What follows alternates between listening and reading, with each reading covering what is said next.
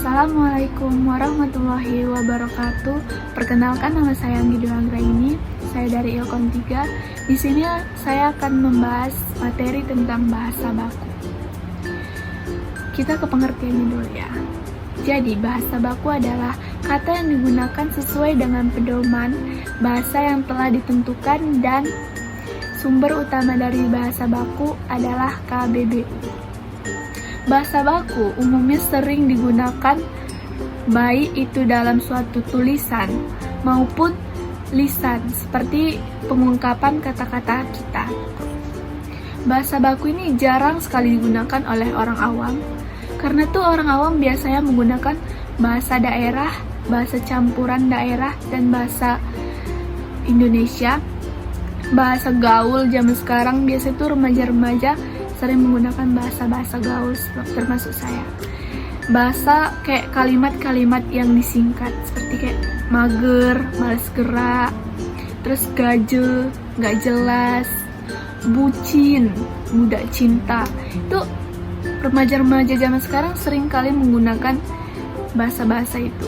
Jadi udah jarang tuh bahasa-bahasa baku digunakan oleh remaja-remaja zaman sekarang.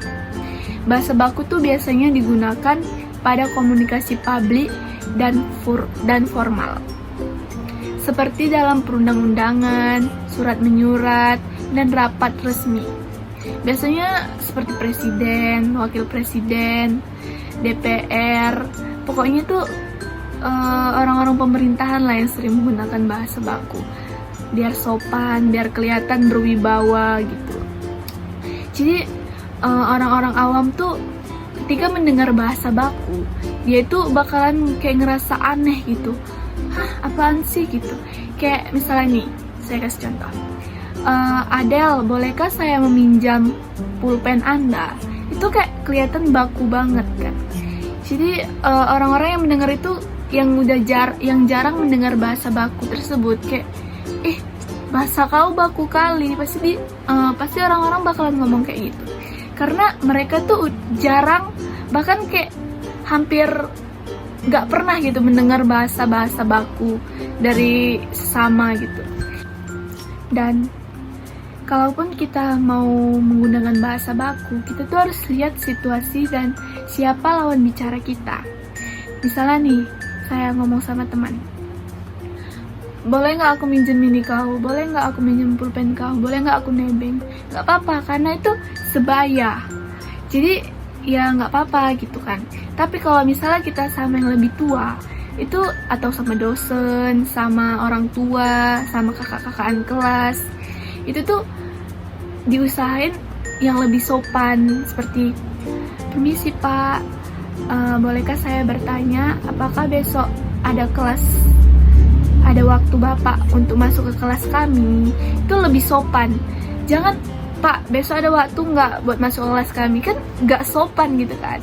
Jadi lihat-lihat lawan bicara kita, biar kita tuh kelihatan punya attitude gitu loh, biar kayak nih anak sopan. Pasti dosen bakalan berpikiran kayak gitu, kalau kita ngomongnya tuh ya sopan, menggunakan bahasa baku gitu. Ciri-ciri bahasa baku adalah: 1. Tidak terpengaruh bahasa daerah. 2. Tidak terpengaruh bahasa asing. 3. Menggunakan imbuhan secara eksplisit. 4. Bukan bahasa percakapan. 5. Tidak menggunakan arti pleonasme. Fungsi bahasa baku. 1. Pemersatu. Pemakaian bahasa baku dapat mempersatukan sekelompok orang menjadi satu kesatuan. 2. Memberi keikhlasan. Pemakaian bahasa baku dapat menjadikan pembeda dengan masyarakat pemakai bahasa lainnya. 3. Membawa kewibawaan. Pemakaian bahasa baku dapat memperlihatkan kewibawaan seseorang. 4. Kerangka acuan. Bahasa baku menjadi tolak ukur benar atau tidaknya pemakaian bahasa seseorang atau sekelompok orang. Contoh kata baku dan tidak baku. Abjad, abjad. Pengucapannya sama, tapi beda tulisannya. kata baku itu menggunakan D dan kata tidak baku itu menggunakan T. Terus ini kata yang sering salah diucapkan oleh orang-orang awam. Apotik. Padahal kan yang benar tuh apotek gitu. Terus tuh cabe. Ini lagi cabe, padahal yang benar tuh cabai. Kalimat kata bakunya tuh cabai bukan cabe. Terus objek dengan objek. Yang baku menggunakan J, yang tidak baku menggunakan Y. Sekian materi yang saya sampaikan tentang bahasa baku ini. Jika ada kurang atau kesalahan dalam pengucapan, saya mohon maaf. Assalamualaikum warahmatullahi wabarakatuh.